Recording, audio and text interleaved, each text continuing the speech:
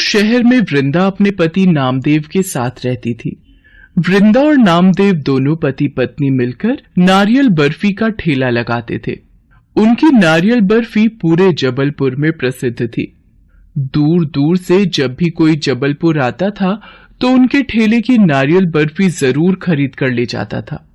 नामदेव और वृंदा का जीवन अच्छे से व्यतीत हो रहा था। दोनों बेटे भी स्कूल जाने वाले हो गए थे।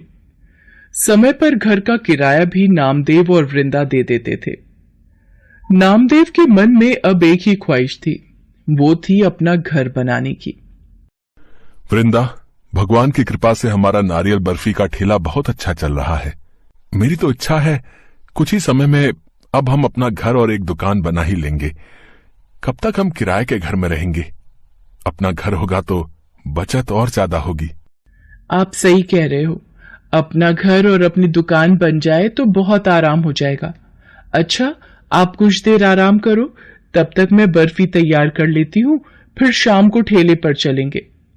वृंदा बहुत ही स्वादिष्ट नारियल बर्फी बनाती थी। उसके हाथों में नारियल बर्फी बनाने की एक अलग ही कला थी। शाम के वक्त वृंदा और नामदेव दोनों नारियल बर्फी का ठेला लगाने निकलते हैं। नामदेव भाई, 2 जगह 1-1 किलो नारियल की बर्फी तोल देना। सतना शहर से दोनों बहनें आई हुई हैं और वो कहती हैं कि वो तुम्हारी नारियल बर्फी लेकर ही घर जाएंगी। पूरे जबलपुर में तुम्हारे ठेले की ही नारियल बर्फी बहुत प्रसिद्ध है। ये बात वो अच्छी तरह जानती है भाई। मनोहर भैया, ये नारियल बर्फी के स्वाद का श्रेय आप मेरी पत्नी वृंदा को ही दो। ये ना हो तो मैं भला अकेला कहां संभाल पाऊं। मैं तो बस नारियल लाकर दे देता हूं। बर्फी बनाने का सारा काम तो इसी के हाथों में है। ये लो नामदेव, आपके पैसे। चलता हूं, ठीक है? जय राम जी की। तुम तो मेरी बस यूं ही तारीफ करते रहते हो। अब घर चलें, बच्चे इंतजार कर रहे होंगे। झूठी तारीफ क्या है? तुम्हारे हाथों में तो जादू है ही, इसलिए तो हमारी अच्छी कमाई हो जाती है। इसी तरह से दिन बीत रहे थे। नामदेव ने अब तक 30,000 रुपए जोड़ लिए थे।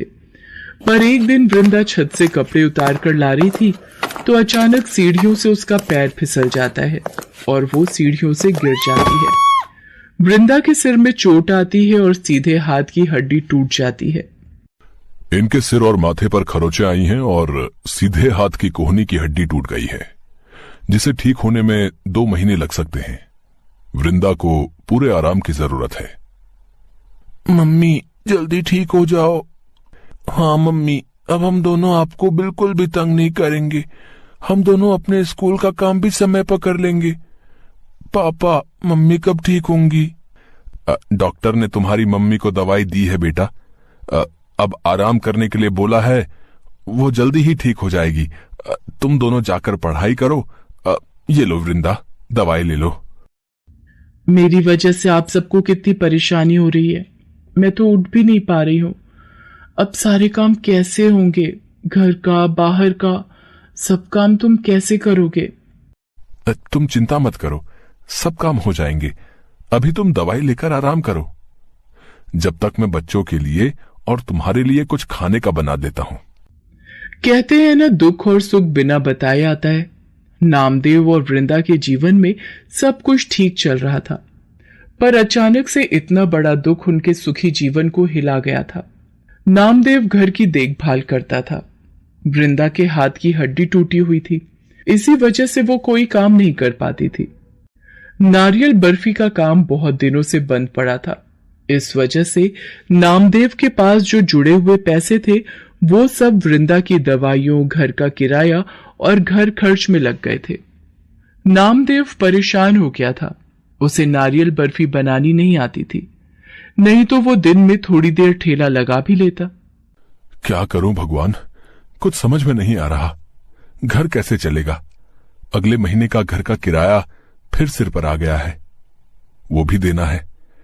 पिछले 20 दिन से काम बंद पड़ा है, सब कैसे होगा? वृंदा नामदेव की परेशानी को समझ रही थी। वो भी जानती थी कि पिछले कुछ दिनों से नारियल बर्फी का काम रुका हुआ था। फिर वृंदा को एक उपाय सूझा। उसने नामदेव से कहा, सुनो जी, मैं चाहती हूं नारियल बर्फी आप बनाओ। जैसे जैसे मैं आपको बताऊंगी उस तरह से आप बनाते जाना। धीरे धीरे आप नारियल बर्फी बनानी सीख जाओगे। वृंदा, अगर थोड़ा बहुत भी स्वाद में फर्क आया तो काम पर असर पड़ जाएगा। लोग हमारी नारियल की बर्फी की बहुत तारीफ करते हैं। मुझे तो लगता है मैं नहीं बना पाऊंगा। आप मेरे ऊपर विश्वास करो, देखना आप बहुत अच्छी नारियल बर्फी बना लोगे और मैं आपके साथ हूं। मैं आपको बताती जाऊंगी, जैसे जैसे मैं बताऊं वैसे वैसे करना, ठीक है? चलो अब आप शुरू करो नारियल बर्फी बनाना। नामदेव नारियल बर्फी बनाना शुरू कर देता है। पहले तो उसे बहुत परेशानी होती है। धीरे धीरे वृंदा उसे सब कुछ समझाती जाती है। लाओ जरा चीनी तो चखाओ, कैसी बनी है? ये तो बहुत ही बढ़िया और स्वादिष्ट नारियल बर्फी आपने बनाई है।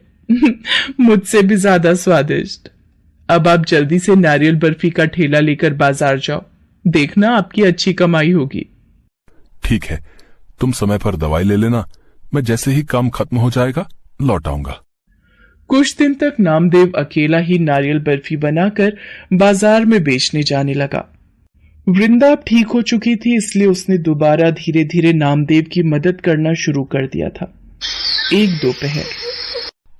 नामदेव, मेरी बेटी की शादी में मैंने सब लड़के वालों को तुम्हारी नारियल की बर्फी के डिब्बे ही बांटने हैं, इसलिए बहुत ही बढ़िया और स्वादिष्ट नारियल बर्फी बनकर तैयार हो जानी चाहिए।